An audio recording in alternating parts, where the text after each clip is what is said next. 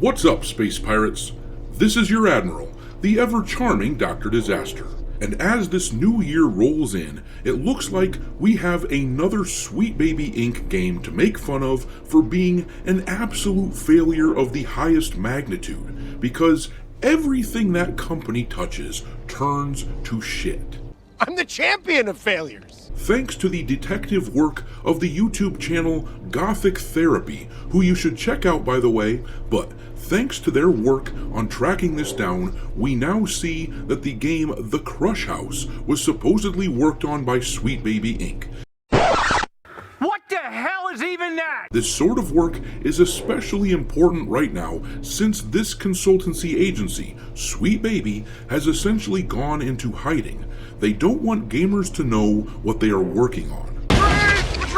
Get the hell out of here! Sweet Baby did a lot of work on their website recently. The site went down for a day or so a couple weeks back, causing people to speculate it was being taken down permanently. But what they did was revamp it yet again. There is no mention of any upcoming games now, and they no longer display this, the client list of Sweet Baby, because they know that if gamers detect that they were a part of any project, it will be boycotted, since they work on the sort of crap that most gamers despise. Their goal is to stealthily shove their progressive crap down our throats in the hopes that people will turn out for it. But here's the funny thing, The Crush House came out in August, and here are the Steam numbers for that game.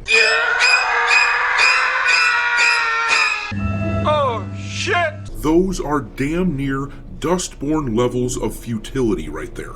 The game was an absolute flop, which is no surprise given the art for it looks so damned awful. Apparently, it's a reality TV simulator, and it failed because of course it did. Nobody wants to play this shit. I mean, look at these characters. Nobody wants this crap. Sweet Baby was able to hide that they worked on it for several months, but gamers are pretty good at eventually smelling their bullshit out. What is it? What do you smell? It was me!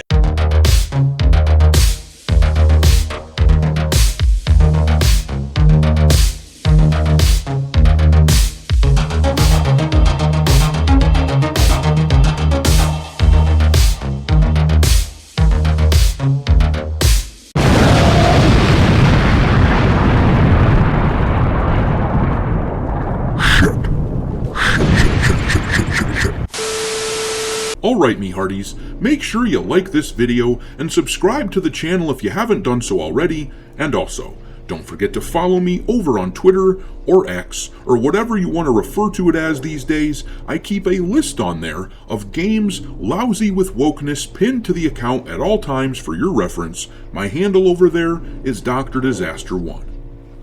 Alright, let's look at this game, The Crush House, which appears to be a Sweet Baby title. It is absolutely hilarious that Sweet Baby's involvement went unnoticed by the gaming community when this game was released. A lot of people have tried to defend Sweet Baby Inc. in the comment section of my videos throughout the past year, since this company became one of the focal points of the video game culture war, saying that actually it isn't that the games that Sweet Baby makes are bad that causes them to flop, it's just that we, the gamers, are demonizing them.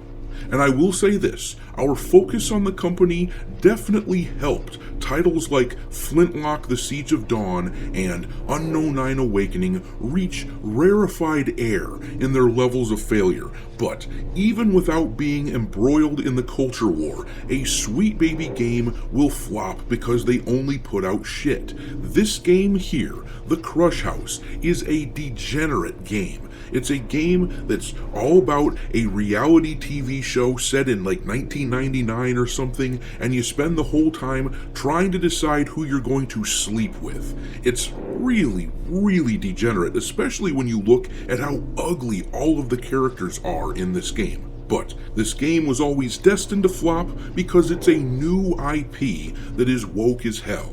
The real danger with a company like Sweet Baby getting involved with a game is when they hijack something like the Spider-Man franchise, as they did with Spider-Man 2, a game where Mary Jane was made to look like this, with the man jaw that game studios always seem to give female characters these days. But these numbers here for The Crush House on Steam are a prime example of why these progressive ideologues go out of their way to commandeer established IP instead of creating original stuff.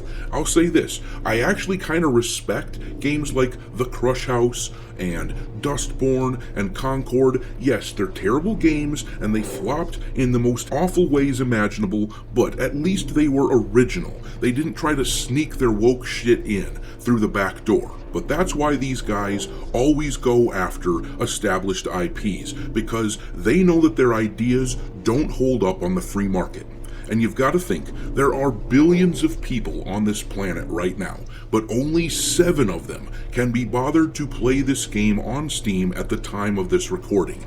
Tens of millions of people play games on Steam, but only 14 people at this game's peak hour actually played The Crush House. The data from Gamealytic says that they have sold only about 12,000 copies of the game, grossing them around $160,000. That is really bad.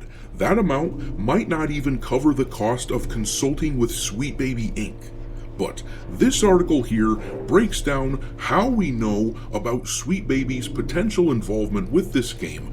It reads, another game has seemingly been revealed by the Gothic Therapy YouTube channel to be a recent client project of Sweet Baby Inc., the controversial narrative design firm co-founded by Kim Belair. The game in question is called The Crush House, and it was developed by Nereal Ltd., which is most known for the strategy game Reigns. It was published by Devolver Digital, the company that put out Cult of the Lamb. SBI's alleged involvement was pointed out by the Gothic Therapy YouTube channel's hosts, Master of the TDS and Writing Raven. The hosts identified it as a potential Sweet Baby Inc. game when one of Belair's narrative designers admitted to working on the title on social media. This person here, as you can see from her profile, is a narrative designer that works for Sweet Baby Inc. And here is this same person admitting that she worked on The Crush House. She said, working on the narrative design of this wild game alongside so many talented people was such a joy. Well, I'm sure that from the perspective of Sweet Baby and its employees, it absolutely is a joy to work on games like this, because they aren't risking anything. They didn't invest capital or any other resources into these games that they consult on. They get to push their progressive shit into these games, and it's only their clients who take losses. Well, that's why they now want to hide the games that they're working on, because I'm sure it is getting harder and harder to find work in a world where every game they work on fails miserably. What they're waiting for, I'm sure, is for one of these games that they consult on to actually succeed. And then they'll scream it from the heavens, oh, look at that. We aren't a bad company because we made a game that everyone loved. The problem is that they seem completely incapable of doing that, as evidenced by The Crush House. Nobody likes the games they consult on because they're constantly trying to weasel in their preachy woke shit. My guess is that by the time a Sweet Baby game actually does well, if that ever even happens, it will be because they ditched the political bullshit. But as of right now, we get to mock them for this ugly-looking, degenerate garbage that nobody asked for and nobody purchased. Once again, they made a game for the modern audience, and nobody showed up. What a pity. But I'm going to leave it there. Drop your mockery of The Crush House and Sweet Baby into the comment section below, and we will talk there. Thanks for watching me, Hearties. If you haven't already, your Admiral is inviting you to subscribe to the channel and become a part of the crew. Life as a space pirate may not be glamorous, but there's always plenty of booty.